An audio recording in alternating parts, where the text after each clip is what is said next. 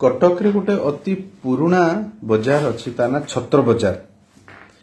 ता ना छत्र बजार कहीं जानी 1866 मसीह जेतेबेले नौंक दुर्भिक्ष ओडिशा रे पड़ीथिला।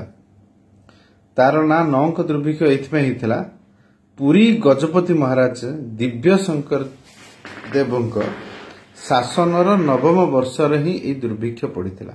माने भावंतु शासन इंग्रेज मानकर रूल करुले इंग्रेज माने जेते दुर्भिक्षटा पड़ीगला सेते नाटा देदेले राजांकर शासन अनुसार नौंक दुर्भिक्ष।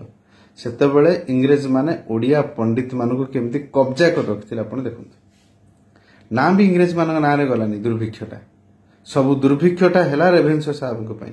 रेभेन्सो साहब को नारे दुर्भिक्ष हैलानी जेमती हर्षद मेहता स्काम कर दिया हला हर्षद मेहता ना हेतिला सेमती रेभेन्सो साहब को नारे दुर्भिक्ष हैलानी।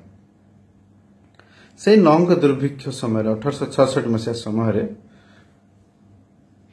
खाद्यर बहुत बड़ अभाव दिसिला। आ सेतेबेले कमिशनर थांती ओडिशार रेभेन्सो साहेब पूरा ना जानिबा दरकार नहीं। जो रेभेन्सो साहेब के नारे आज रेभेन्सा कॉलेज जो आज विवाद चलछि।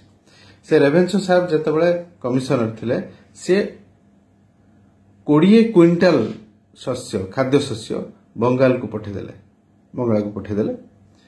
बाकी सरकार को चिठी लिखिदेले। ओडिशा रे सेतेबेले मरुडी हिथिला 1885 मसीहा रे सरकार को चिठी लिखिले ओडिशा रे कोनोसी मरुडी हेई नाही।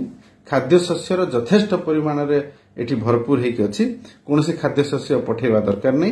ओडिया लोक माने टिकस न दवा पई खजना न दवा पई बाहाना करिकि ए माने मरुडी बोली आलोचना करूछन। कोनोसी मरुडी एठी हेई नाही। रेभेन्सो साहेब लिखिदेले चिठी सरकार को जद्वारा सरकार खाद्य शस्य ओडिशा को पठेले नाही। परिणाम स्वरूप सेई खाद्य शस्य अल्प मात्रा रे कटक रे गोटे खाद्य पुंजी अंचल रे गोटे खाद्य माने फूड कैंप रखा गला। जो खाद्य बंटन केंद्र रखा गला तालगुंडा केनाल पाखरे। खाद्य से तालगुंडा केनाल ले आसिला आ सेठी स्टोर हेक रखा गला। किंतु सेठी जो माने खाइबा को जिवे समस्त जाई परिबेने। जो माने भी कटक रो बासिंदा खाद्य खाइबा पई जिवे प्रथमे से माने दुआरे ख्रीष्ट धर्म ग्रहण करिवे तापर भितरु खाद्य खाइबा पई जिवे। स्वाभिमानी कटक रो ओडिया माने नौंक दुर्भिक्ष रे मरी गले उपास रे परिवार मरी गला किंतु केबे निज खाद्य सहित कंप्रोमाइज करना कि जो धर्म को बिक्री करी से माने खाद्य आनी ना। अर्थात सेतेबेले ओडिया मानकर भावना थिला तमे जदि से जो फूड कैंप रे खाद्य बंटन केंद्र रे खाद्य खाइबा को जीवो ताहेले सेठी निज धर्म को बिकिबो खाद्य को किनिबो। सेई जो धर्म बिका खाद्य किना व्यवसाय को ए माने कहउथिले जे बाजार किना बिका हुए ना से खाद्य बंटन केंद्र को बाजार कर देथिले। आउ सेठी जो माने भी खाद्य खाई की धर्म परिवर्तन करी फेरुथिले तांको से माने कहउथिले छत्रखिया। हम गोटे गाली दियंती ना छत्रखिया को मानन कह जाय जो माने अन्य द्वारे बिना कारण रे अन्यर ऐठा पत्र चाटिक आसंती निज धर्म को नाश कर देकी निजर व्यक्तित्व इज्जत महत्व को नाश कर देकी अन्य द्वारे भिक मागी खांती तांको छत्रखिया बोली हम ओडिया माने कहंती। एटा गोटे गाली असभ्य भाषा रे गाली एटा। तो से छत्रखिया जो माने जो बाजार रु छत्र खाई के आसुचंती से बाजारटा ना रखी दिया गला छत्र बाजार।